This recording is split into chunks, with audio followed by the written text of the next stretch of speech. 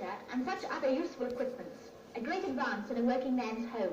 The elevator bedroom and sunken lounge with flip-up diner. But now, a new breed of British entrepreneur is looking at making modular living aspirational.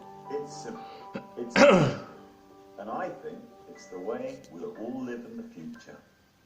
I think we could see that. You know, we see how people desire other things. We see how people desire cars and particular models of phones and all of those kinds of things.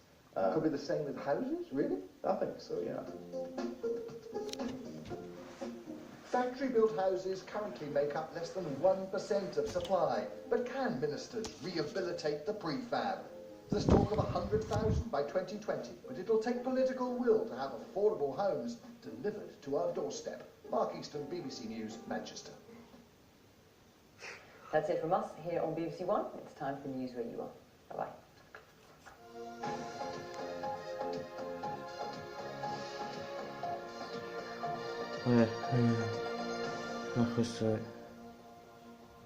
Good evening. 3 drug dealers who murdered innocent Liverpool teenager Lewis Dunn will serve a total of at least 88 years in jail. It's a year and a day since 16-year-old Lewis was shot in the back as the killers mistook him for someone else. His family say his death unleashed a tidal wave of trauma. Our Merseyside reporter Andy Gill was in court. Andy Gill. The sentences handed down today are meant to act as a deterrent to gang culture. Murderers always get life imprisonment, but 2 of those must serve at least 30 years before they're even considered for parole. The other must serve 28. All 3 had denied murder. Only one said he was at the scene, but mobile phone records linked all of them to the scene of the crime. A crime in which someone described as the centre of his family's world, Lewis Dunn, lost his life. In a statement, Lewis Dunn's mum, Gemma Whitfield, said she was 20 when she had him. Young maybe, she said, but already older than he would ever get to be. Last November, Lewis went out for cigarettes. As he walked under a bridge over the Leeds-Liverpool Canal, one of a group of 4 men shot him in the back, mistaking Lewis's curly hair for that of a rival gang member. A family friend recalls that night. I actually went up to the scene and it happened until I heard the screams of that little boy's mum will stay with me forever. And I mean forever. And just to see his little face lying on the ambulance bed will stay with me forever as well. It was just absolutely devastating and heartbreaking. Lewis was an innocent victim.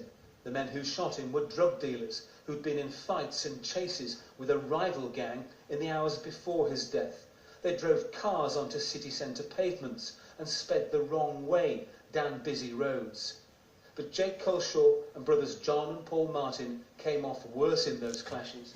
They got hold of a shotgun and went out to get their own back. CCTV captured a group of men arriving at and fleeing from the scene. Some have said that Lewis Dunn was in the wrong place at the wrong time, but Lewis had every right to be where he was. It was Jake Culshaw and John and Paul Martin that were in the wrong place, lying in wait to exact a vicious revenge on a rival gang. But they shot and killed Lewis instead.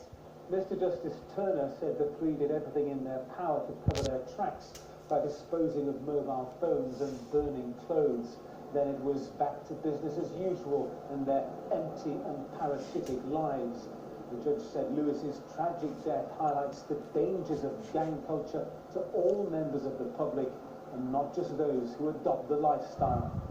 Months after the killing, police found a shotgun in the canal. They say Merseyside does have a problem with gangs and guns and want the public's help to tackle it. I don't want our children wandering the streets in fear of gun crime. And it's up to us as the police, but also the community, in order to give us the information. All 3 killers got life imprisonment. The hunt for the 4th man in the group continues. The judge said he couldn't be sure who'd actually pulled the trigger, so the court couldn't know who'd had an intention to kill or who'd had an intention to cause really serious harm. But for that, those minimum sentences may have been even longer. There were emotional scenes in court as the guilty verdicts were read out. Cries of yes, yes from Lewis's family, and many of them were in tears. In other news, unemployment in the northwest has gone up despite it going down in most of the rest of the UK. The number of people out of work in the region rose by 15,000 in the last quarter to 187,000.